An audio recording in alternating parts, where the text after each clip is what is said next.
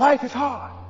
See, it's hard when you are 49 years old, been working on a job for 17 years, and they come in and tell you you're finished and give you 1 week severance pay. And you got to start all over again. It's hard when you're married and raising children and your children are crawling and your husband dies unexpectedly. It's hard handling just the tragedies of life. It's hard when you're working on something and you put everything you have in it and it doesn't work out. You lose your money and other people's money. It's hard. It was rough when I lost my job. And I could not find a job. It was humiliating and embarrassing, borrowing money. And then I couldn't pay the money back when I told them I would. That's rough. How people look at you, how they respond to you. It's very hard. It's humiliating. Here's what I discovered that happens to you in life, that you will go through things, and while you're going through them, you can't understand why it's happening to you. But after you go through it, you get back and you look at it and you say, oh, now I understand why I needed that lesson. Have it ever happened to you? Raise your hand. Has it ever happened to you that I couldn't understand it then, but after I got through it, then I saw that was preparing me for bigger and better things. As you go through the challenges of life and you look at it and embrace whatever comes to you, don't run from it. Step toward it. Don't try and duck it like most people do. See, most people want it easy. See, easy come, easy what? Easy go. See, but when you go at what you're going to deal with and you deal with the difficulties of it, when you handle those hard things close at hand, making those hard decisions right now that you don't want to make, learning those things that you don't like to do, but you know that in order for you to get where you want to go, this is one of the hoops that you have to flip through. And I'm saying to you, whatever you got to do it, because if you don't, life is going to whoop you until you surrender and say, okay, all right. I cooperate. Okay, I learned. Okay. It had to wear me out a long time. So if it's hard, then do it hard. Now, how do you hang in there during the hard, difficult times? Les, you must have faith. You've got to believe in yourself. You've got to believe in your abilities. You've got to believe in your service, your company, your ideas. Unquestionably, you've got to have faith, and that faith gives you patience. That it's not going to happen as quickly as you want it to happen. A lot of things are going to happen that will catch you off guard. And so therefore you've got to deal with and handle it as it comes. And not only that, but that faith and patience drives you into action. You've got to keep moving and keep plugging away. In the Far East, they have something that's called the Chinese bamboo tree. The Chinese bamboo tree takes 5 years to grow. They have to water and fertilize the ground where it is every day. And it doesn't break through the ground until the 5th year. But once it breaks through the ground, within 5 weeks, it grows 90 feet tall. Now the question is, does it grow 90 feet tall in 5 weeks or 5 years? The answer is obvious. It grows 90 feet tall in 5 years. Because at any time, had that person stopped watering and nurturing and fertilizing that dream, that bamboo tree would have died in the ground. And I can see people coming out talking to a guy out there watering and fertilizing the ground that's not showing anything. Hey, what you doing?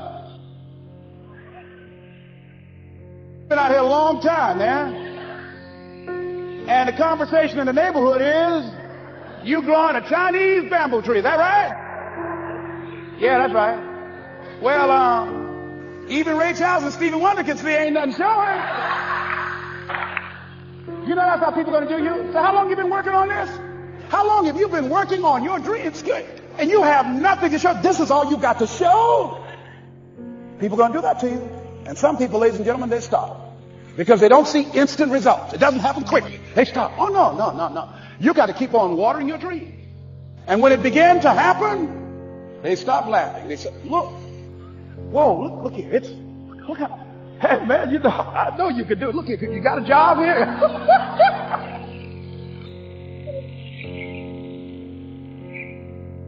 See, during those hard times, we didn't know how you're going to make payroll. During those times when you failed and things didn't work out, they were nowhere to be found. You know what I discovered? When you're working at your dream, somebody said the harder the battle, the sweeter the victory. Oh, it's sweet to you. It's good to you. Why? See, when it's hard and there's a struggle, see, what you become in the process is more important than the dream. That's far more important. The kind of person you become, the character that you build, the courage that you develop, the faith that you're manifesting. Oh, it's something that you get up in the morning, you look yourself in the mirror, you're a different kind of person. You walk with a different kind of spirit. People know that you know what life is, that you have embraced life. You know it was hard, but you did it hard. What is it that gives your life a sense of meaning and purpose? Because once you find that, it puts you in your power place. See, if you know what your life work is, I encourage you to start working on it. If you can't do it all at one time, do just a little bit of it. And if you don't know what it is that you showed up to do, if you don't know why you're here, I encourage you to find out what your purpose is here. What is the meaning of your life? What will be different? Have you ever asked yourself that question? I've done that. I remember coming from a friend of mine's funeral, and I was reflecting on how much time I had left. And I went for a walk in a park thinking about this guy whose life was so promising. And I mean, he wasn't an old guy. He was quite young, in fact. And I thought about all of the things that he said he was going to do, and he never got a chance to do those things. And I started thinking about my own life and how much time I had left to do the things that I would like to do. And at that time, I wasn't sure what my life purpose was, what my life's work was. I wasn't sure about it at that time. And I thought about it quite a lot. I had some idea, but I wasn't convinced, and I don't think I felt worthy. I didn't believe that it could be me to do this kind of work that I'm doing right now. And I say to you that if you begin to take a conscious effort to find out what it is that you're supposed to do, I say that it can literally save your life. I said that it can literally save your life. 85% of the American public, according to recent studies, are going to jobs that they hate, working on jobs that do not challenge them. They get sick thinking about going. Because, see, when you go to a job and you already know how far you can go, you can already see that proverbial glass ceiling. See, when you're going someplace and you already know how much you're going to make, you already know how far you can go, you're in a dead-end position. It erodes your self-esteem. It lowers your sense of yourself. It creates an inner turmoil. It creates an emptiness in you.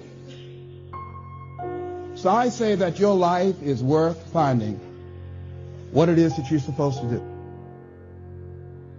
And I'm not saying quit your job. I'm saying find it and do just a little bit of it. Just start working at it just a little bit. But do find out what your work is and hold on to it, and don't let your dream go.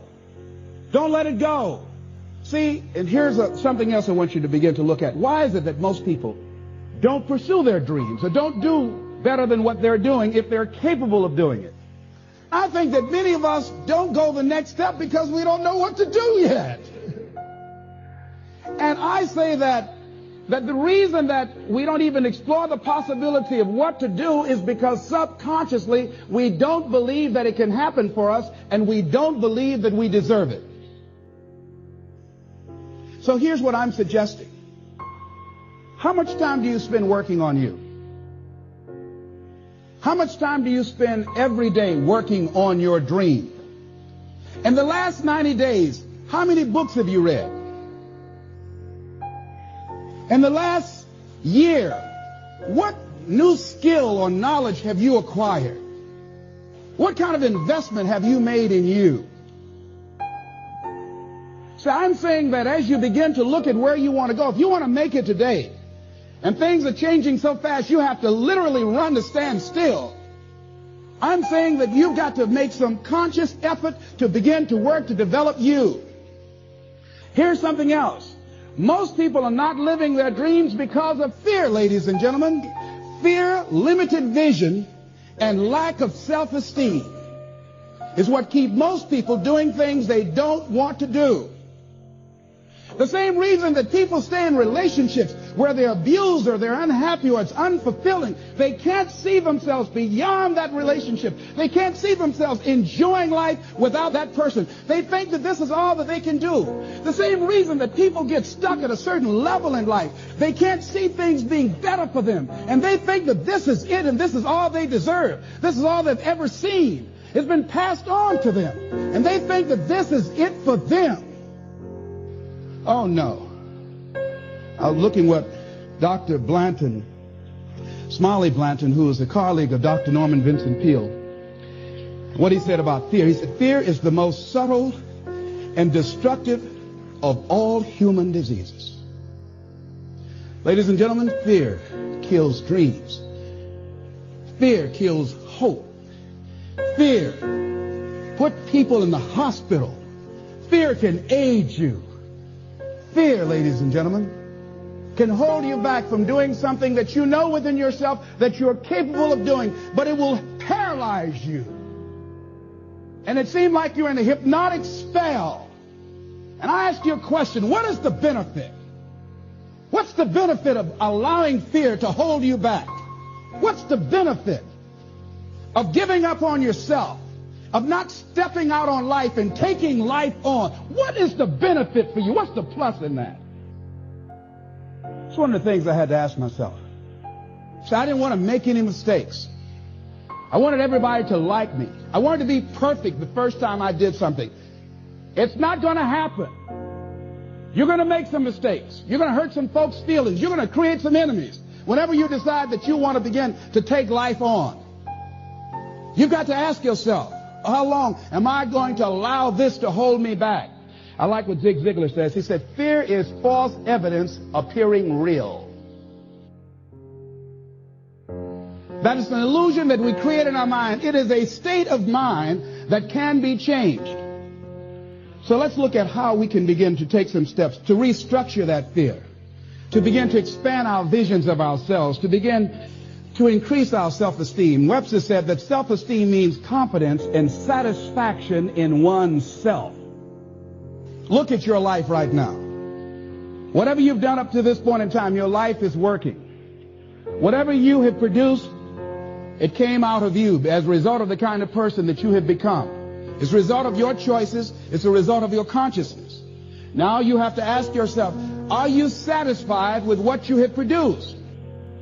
Is this what you want? Would you like for things to be better than this? Do you believe that you deserve better than this? Or are you content? This is it. You don't have to do anything else. That you've already resigned yourself in life and say, well, I'm happy. I'm not starving like the people in Calcutta. Are you allowing yourself to get off the hook like that? Or do you believe somewhere in the back of your mind or in your heart that there's some other great work for you to do? There's something else that life has for you. And that's why you're here. How do we handle this fear factor? How do we increase our self-esteem? You have to begin to fortify yourself. How do we do that? I believe that you have to begin to consciously monitor your inner conversation and start talking to yourself. Start building yourself up. Sometimes the only good things you will hear about you are the things that you say to you. So I'm saying learn to be your own booster. Start building yourself up. Start encouraging yourself. Start saying, I can do this. I can make this happen. When I started thinking about becoming a speaker, I said, yes, I can do this. I can make this happen. When I start trying to convince myself I can be a businessman after flopping and failing and losing thousands of dollars and feeling stupid and dumb and having people take advantage of me because of what I didn't know, I had to talk to myself because people were saying to me that I was dumb. And somewhere in the back of my mind, I was saying, you're right. Look at what I've done. I had to say, no, Les. Hey, come on, man. Get yourself together. You can handle this. You just haven't figured it out yet. It's all right. This is your training period. This is the tuition you have to pay for what you don't know. You can do this. Other people have done it. It doesn't take an Einstein. Get you some people that can teach you some stuff that you don't know. Get you some people that have done it successfully and learn from them. Take some seminars, workshops, read some books on how to manage a business. Change the way you see yourself and begin to tend to the personal details. Understand that nobody's going to take care of your business better than you. And when I start changing that kind of mindset of beating myself up because of my mistakes, and start looking at the possibility of my doing better, of my making the adjustment that would enable me to do what I want to do successfully, things begin to change. And I say, stop beating up on yourself. You do it. I know you do it. I've done it. It's a natural inclination for us to put ourselves down. See, we are born negative, I think, in a negative consciousness because we live in a negative world. Here's some other things, ladies and gentlemen. Begin to guard your mind against negative programming, like turn off the television. Don't watch the news. So you've got to guard the kinds of things that you put in your mind. See, if you don't program your mind will be programmed because human beings are goal-oriented. That's why we die of broken hearts early. That's why we're running through life to early graves. We're going through life, ladies and gentlemen. And I think that Henry David Thoreau said that most men live in quiet desperation. Most of us go through life running scared. So we created this in our minds, false evidence appearing real. We made it real in our minds. That's why Churchill said there's nothing to fear but fear itself. That's the destructive monster. So turn off things that can contribute to your fear. Turn a deaf ear to people that all they can do is talk about how negative things are because they have bought into the consciousness of the world. Start attending workshops, seminars, listening to tapes on a daily basis to begin to recondition your mind, to retrain your thinking. Faith comes by what? Hearing and hearing and hearing. Listen to things that can empower you, that can enable you to create a new reality for yourself and a new life for yourself. You might appear to be strange around most people. You know, most people think you're strange if you're happy today. See, these people have not found their purpose in life. That's why they're grumpy. That's why they're miserable. That's why they're so negative. They're hurting and they want to hurt other people. So start practicing using programs for your mind. Seminars, books, workshops. Keep a journal. Record your thoughts. What's happening with you? Every day when you get up, have a journal near you. See, ladies and gentlemen, we get 3 to 4 thoughts a year that if we would act on those thoughts, they could change our life. What idea are you sitting on? Write your ideas down. And then, once you get that idea, take the leap. Take the leap. See, it's out here in the universe. If you don't take the plunge, I guarantee you, somebody else will. Take the plunge. Go into action. And ladies and gentlemen, you will be surprised at how things will come together. You'll be surprised. Now, you're going to have some difficult challenges. I can tell you that now. Be aware of that. Things are not going to work out exactly right. For a time, they will, sometimes. And that's when life is just playing a game with you. I want you to feel good and relax. But ladies and gentlemen, go into action with your dream.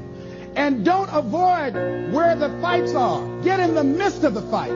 Get knocked down so you can learn how to fight, so you can hold your position. See, most people don't get out in the arena of life because they don't want to fight. Most people don't get out there because they don't want to get knocked down. They don't want to be dropped to their knees. But see, you're going to be dropped whether you're on the field or whether or not you're sitting on the sidelines. You're going to be dropped. So at least get dropped for something. See, that's how most people are spectators in life. You don't want to be a spectator. You want to get out in the field where the action is. And you will be amazed. After the struggle, there will be a calm period and things will begin to click for you.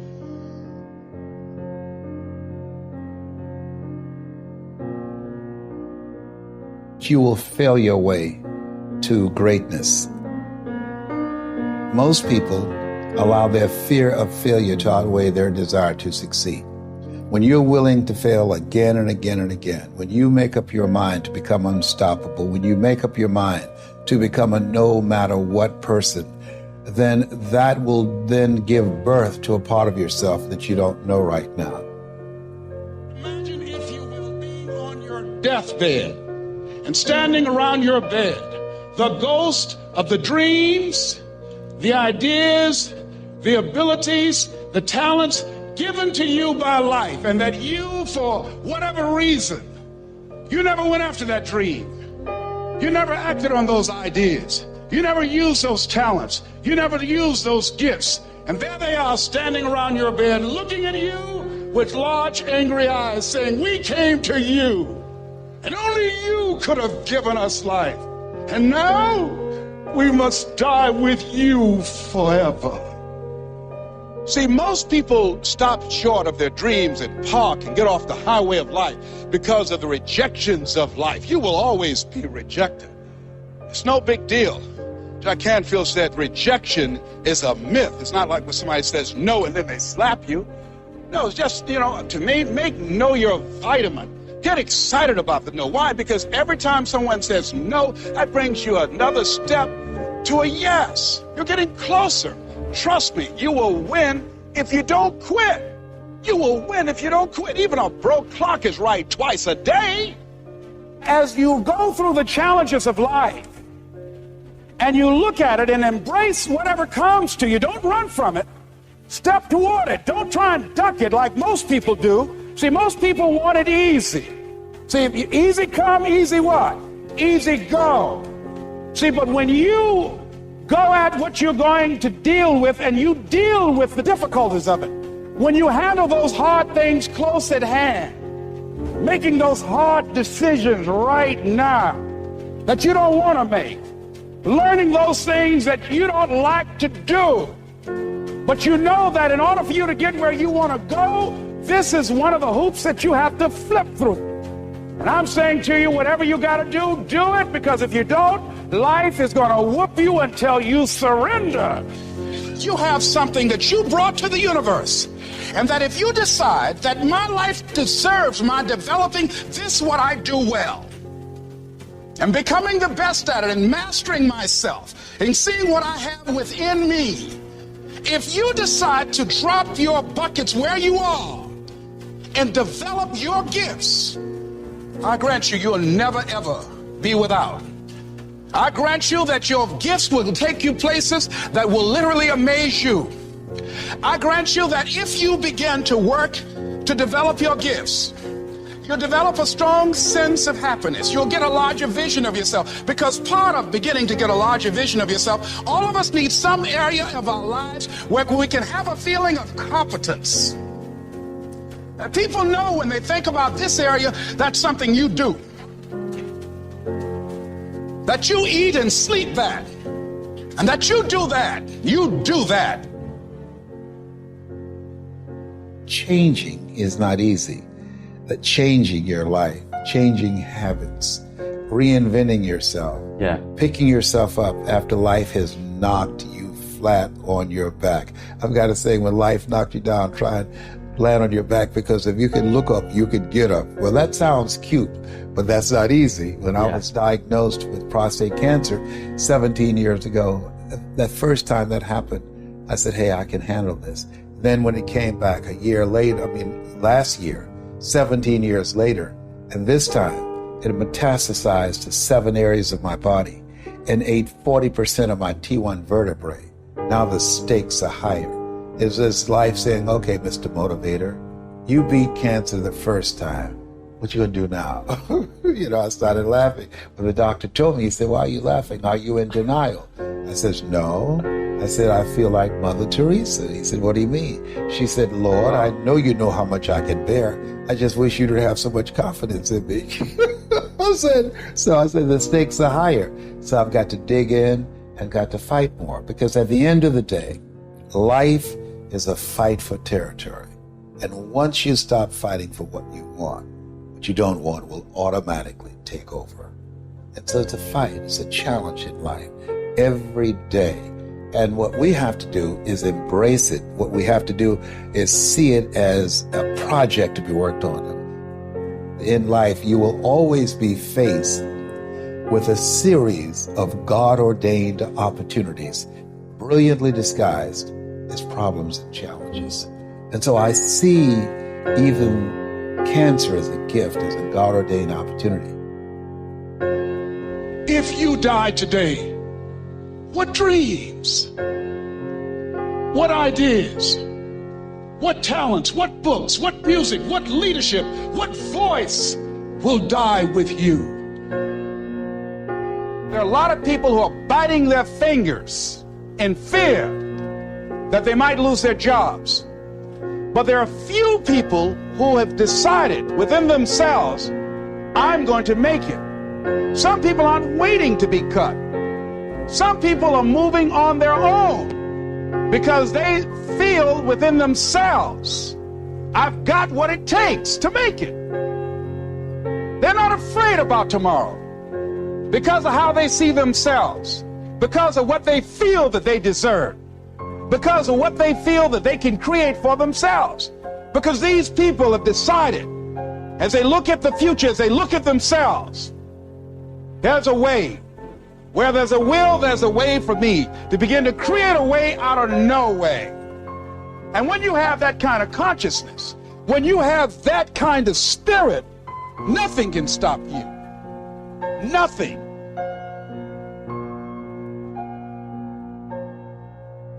There's no secret to success. There's a system to success. And no matter what organization you become a part of, the system works if you work it. If you don't work it, it won't work. But it works if you work it.